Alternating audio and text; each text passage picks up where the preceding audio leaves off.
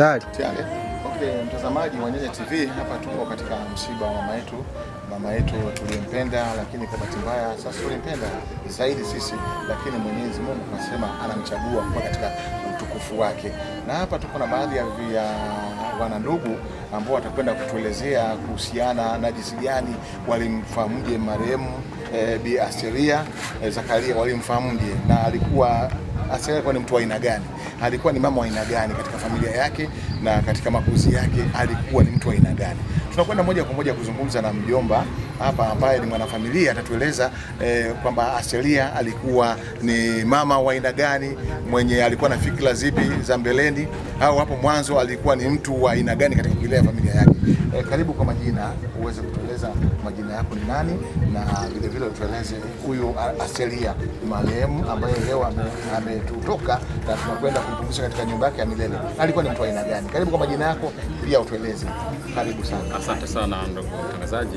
Mimi naitwa Laurent Fagaze, ni mtoto wa Asteria Zakaria. Ni msingi tuko hapa tuna majonzi makubwa tukiomboleza kifo cha mama yetu na mama mkwe wangu. Kimsingi ni mama ambaye alikuwa ni nguzo ya familia, ni mama ambaye alikuwa ana maono makubwa sana katika familia, ameelewa katika misingi ya kiimani, kwa hiyo kailea familia yake katika misingi ya kiimani. Na vipi katika makuzi yake, uliwahi kujua makuzi ya mama alikuwa ni mama wa aina gani? Alikuwa ni mama mcha Mungu, lakini pia alikuwa ni mama ambaye anapenda sana kufanya kazi. Alikuwa akijishughulisha na shughuli mbalimbali za biashara. Sasa alikuwa ni mjasiriamali. Unaweza kuondoka kwake pengo gani ambalo lipo kwa sasa? Pengo ni kubwa, kwa sababu mama alikuwa ndio nguzo ya familia, na kama tunatambua baba mkwe alishatangulia mbele za haki, kwa mama ndiye aliyetoa familia, kwa alikuwa akilea familia, kwa hiyo ndio alikuwa kila kitu, alikuwa ndio nguzo ya familia. Kwa hiyo kuna mpaka ni pengo kubwa katika familia. Labda wewe sasa una ushauri gani kwenye familia waliobaki kwa ajili ya kuiangalia familia? Ushauri wako ni upi kwa wale waliobakia sasa? Kimsingi mama kesha kutoka, kama familia ambayo tumebaki, kubwa ni kwamba tushikamane, tuwe kitu kimoja, tuweze kuendeleza familia. Nini angalizo lako? Langu ni kwamba tuepuke migogoro.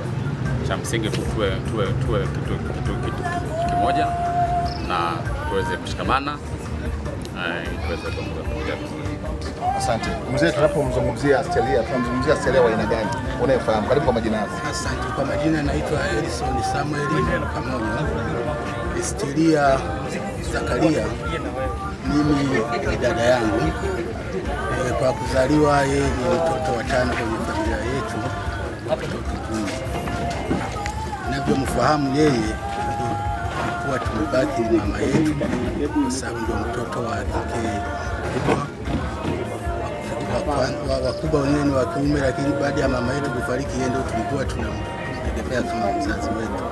Vipi malezi yake, makuzi yake alivyokuwa, alikuwa ni Asteria wa aina gani? Alikuwa ni Asteria anayependa watu, anayependa ndugu, anayependa kila mtu na anayependa neno la Mungu sana. Nguzo imepotea, nguzo ya jamii. Sasa wewe kama mjomba wa hawa familia iliyobaki, unazungumziaje ili kwamba katika kubaki kwao wabaki na kitu gani? Mimi kaka yake, kwa hawa waliobaki wajomba zangu, naomba wakae kwa utulivu, wapendane kama alivyokuwa amewalea, wasiwe na migogoro yoyote, wawe kitu kimoja. Ndio.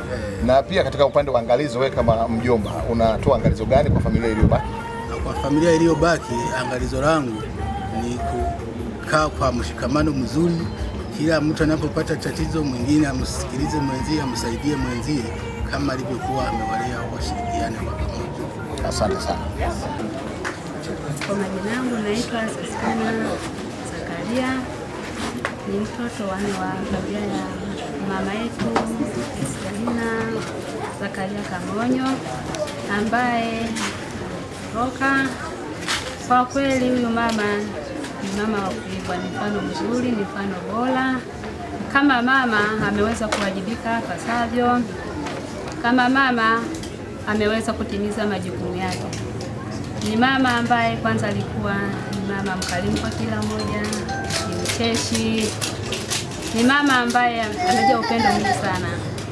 Amekuwa akituasa sana watoto wake tuwe na mshikamano, umoja, amani, bila kusahau kumtegemea Mungu. Kwa Mungu ndio kila kitu katika maisha yetu. Kwa kweli tunasikitika sana kumpoteza. Tumepoteza mtu wa thamani sana ambaye nafasi yake haiwezi kuzibika hata siku moja na haitotokea. Na limebaki tu ni doa mioyoni mwetu kama donda ambalo haliwezi kupona. Stelia alikuwa ni mama, kama ulivyoeleza alikuwa ni mama, lakini jinsi malezi yake kwa watoto wake alikuwa yakoje? Kwa upande wa watoto wake wote wa kiume na wa kike ilikuwaje katika malezi? Stelia kama mama yetu ametulea watoto wote kwanza kujitambua. Tunashukuru amepambana, watoto tumepata elimu, tumesoma, tunashukuru Mungu kwa zawadi kwanza maisha yake. Mpaka hapa tulipofika ametuacha angalau kila mmoja ana uwezo wa kujielewa. Ametujengea misingi mikubwa sana. Tunakuwa na majonzi kwa kuwa tumemkosa, lakini katika maisha kashatuwekea misingi, tutaishi, tutaendelea na maisha yetu tu vizuri, maana amekuwa akitufundisha kujiamini, kufanya kazi kwa uhodari, kupata kitu ambacho ni halali yako na kuwa mwaminifu katika shughuli yoyote ile, hata kama ni ndogo, iheshimu. Pia kujithamini kila mtu na kujua nafasi yake pale alipo. Asante sana. Moja kwa moja Stelia anaondoka sasa. Umebaki wewe na wadogo zako pamoja na wakubwa zako. Angalizo lako kwa familia likoje? Umeliandaa vipi?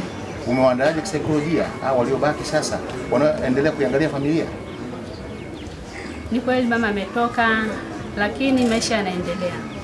Mpaka hapa tulipo tunaamini kwa kweli shatuweka msingi wa kumtanguliza Mungu katika maisha. Hakuna atakayeteteleka, zaidi tu tumtanguliza Mungu katika maisha yetu. Tuyaige yale mema aliyokuwa akituasa, umoja, ushikamano na ushirikiano pia. Kwa pamoja tukimshirikisha Mungu na tukaendeleza yale mema yake yote, hakuna litakalotushinda. Kwa kweli ni mama wa mfano ambaye haelezeki. Amejaa mema mengi sana, maneno mazuri mengi sana. Ametutia moyo, ametuombea sana, ametutakia baraka kwa kila mtoto. Amekuwa akiomba kuona kila mtoto anafanikiwa, ana maisha mazuri hivyo. Kwa kweli tutamkumbuka sana na tutamisi sana katika maisha yetu. Asante sana. Bwana mdogo, nakuona una umri mdogo sana. Karibu tuzungumze.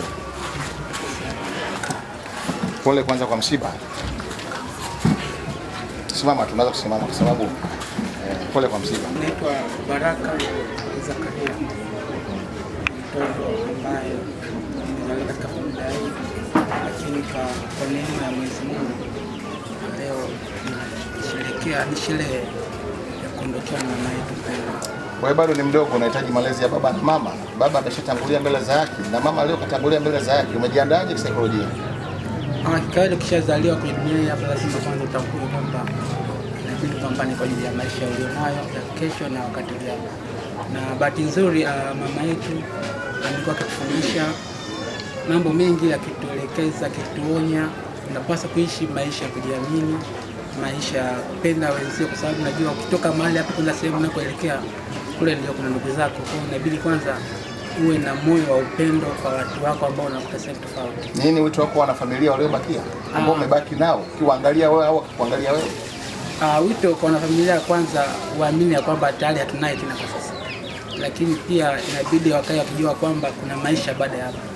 Ni kupambana kuweza kuweka chini kile ambacho kilikuwa kinaongelewa na mama yetu, tuweze kuishi kile ambacho ni kizuri, kile ambacho kinaweza kubadilisha maisha yetu.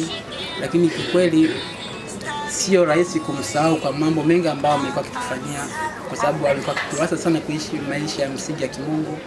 Tumpende sana Mungu kwa sababu ndio kila kitu, bila Mungu hakuna namna yoyote ya kuweza kuishi. Kwa hiyo tumekuwa na ujasiri kuamini ya kwamba tutaweza kwa sababu Mungu yupo na tunazidi kuomba hadi mwisho wa maisha yetu. Asante sana. Wafanya biashara wenzake, tunaomba tuzungumze na mmoja kati yenu. Naomba tayari kuzungumza na sisi mara moja. Kiongozi anaweza kuwa mwanamke, mama yoyote ambaye akamzungumzia uzuri wake. Tumetoka wote. kwa karibu simama uje uzungumze na sisi.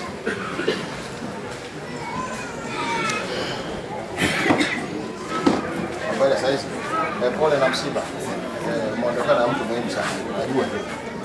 Basi unaongea na Nyenge TV. Karibu tuzungumze na wewe mawili matatu kuhusiana na jinsi gani ulimfahamu Astelina Zakaria. Ulimfahamu? Karibu kwa majina yako kwanza. Mimi naitwa Felisa. Mfanya biashara wa maharage.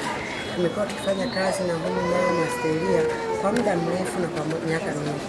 Huyu mama nimemfahamu kwa muda mrefu na alikuwa ni mama mkarimu, mcha Mungu, hana maneno mengi. Mama ambaye alikuwa ni mtulivu sana, asiyependa makuu. Alikuwa mama mmoja mzuri sana, akishauri kwenye kushauri, akitaka ushauri anakushauri. Alikuwa ni mama mwema.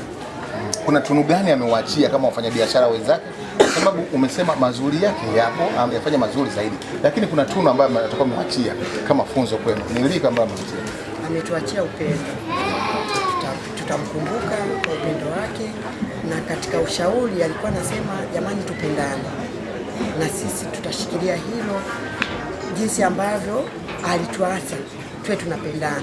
Na kweli tumebaki na hilo, tutapendana. Asante.